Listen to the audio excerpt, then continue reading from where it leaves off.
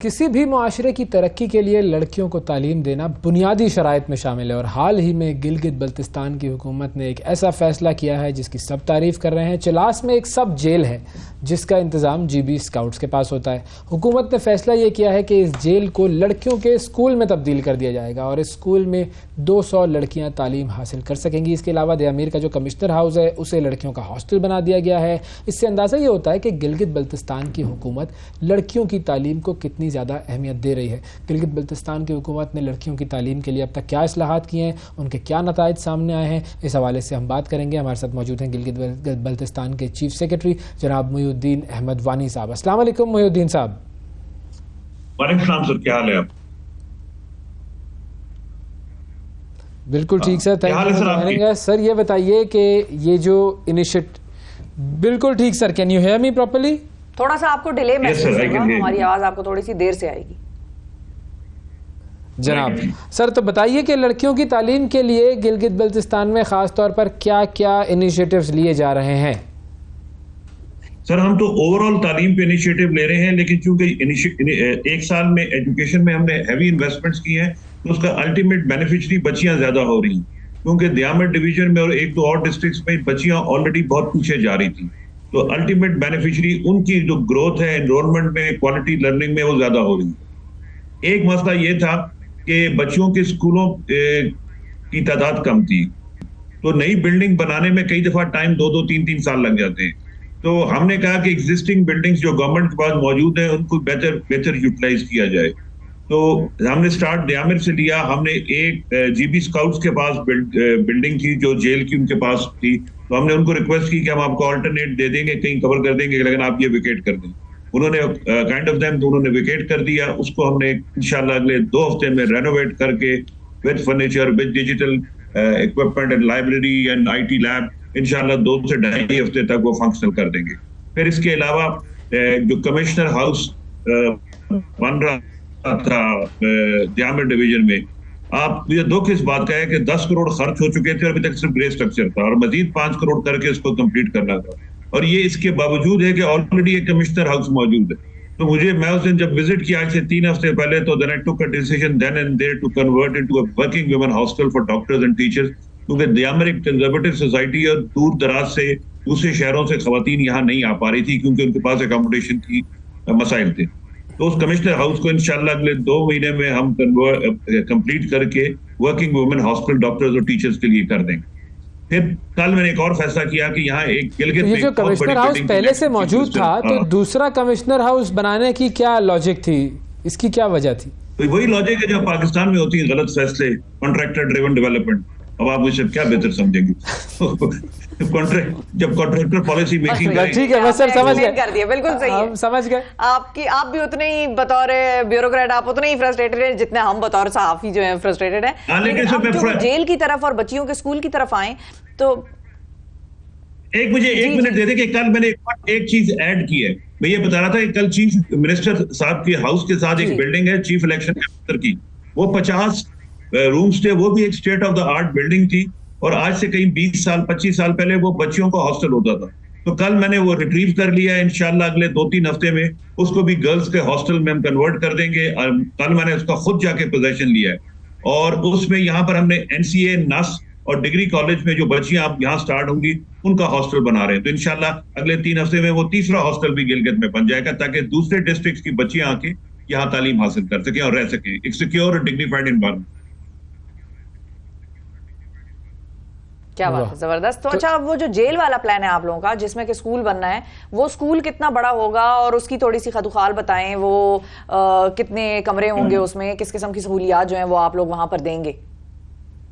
اس میں جی 20 رومز ہوں گے، 200 بچیاں ہوں گی، ایک آئی ٹی لیب ہوگی، ایک لائبریری ہوگی، ایک میکر سپیس لیب ہوگی، تو بیسک جتنی فیسلٹیز فار گڈ لرننگ جو آپ کو لاہور اور اسلام آباد میں ملنی چاہیے اس سے زیادہ ہوں گی، اس سے کم ہوں گی۔ We will create a good ecosystem of learning better than Islamabad, rest Ishwar ہی۔ اور میں آپ کو ایک انٹرسٹنگ بات بتاؤں، کمشنر دیامر اس وقت پاکستان کا سب سے کوالیفائڈ کمشنر ہے۔ کیسے؟ یہ PhD from Stanford, PhD in Nano technology, تو پاکستان کا جس نے KP میں ریفارمز یونٹ میں کام کیا ہے، جس نے پرائم منسٹر سیکریٹریٹ میں کام کیا ہے، he has been attaché abroad So the most talented person and young person has been posted as commissioner of the Army Division.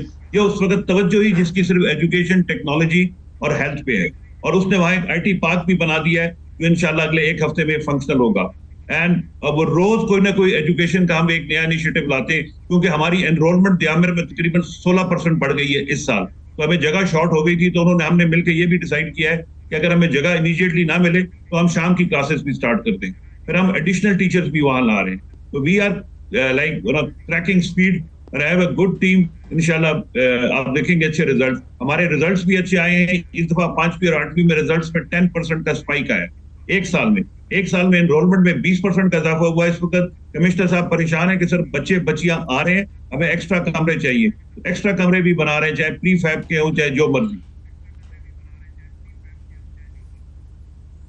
सही. तो ये तो एक मतलब मुझे लग रहा है कि हम एक ऐसे बैट्समैन से बात कर रहे हैं जो बैटिंग करने के लिए पिच पर आया है और हर बॉल पे वो 6 मार रहा है. बिल्कुल. ये इसमें आपको कहीं किसी किस्म की कोई परेशानी है, कोई मुश्किलात, कोई अपोजिशन नहीं होती है? सर 27 साल का तजर्बा है. 5 साल सिंध में काम किया है, 8 साल पंजाब में किया है, फेडरल गवर्नमेंट में किया है, तो है लॉट ऑफ सपोर्ट. दूसरी बात है, जब एक काम आप शुरू करते हैं ना, मैं सरकार के पैसों का वेट नहीं करता. मुझे इसमें चेयरमैन वापटा ने भी सपोर्ट किया है. आपको मैं इंटरेस्टिंग बात बताऊं कि इस्लामाबाद लाहौर में एक किप्स ऑर्गेनाइजेशन है जो शाम को कोचिंग कराती है, and they charge heavily 50,000 rupees from students to train them और to teach them for 4 months for matric FSC exams.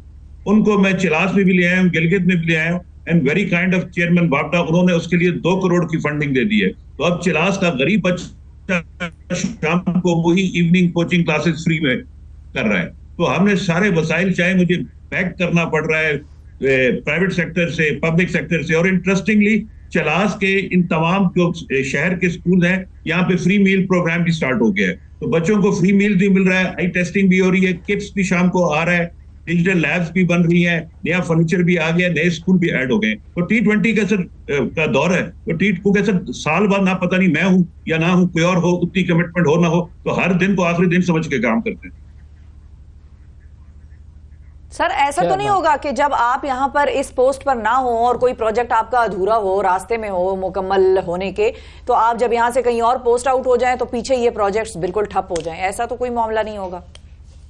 नहीं, कोशिश की है, इनको बजट करा दिया है और चीफ मिनिस्टर साहब की बड़ी सपोर्ट हासिल है इसमें. He is very positive and very supportive in education. उन्होंने मुझे एजुकेशन, IT और हेल्थ पे काफी हद तक फ्री हैंड दिया है. मैंने कहा सर पॉलिटिकल गवर्नमेंट आपकी है, कैपिटल आपका है, बस आप हमें सपोर्ट दें.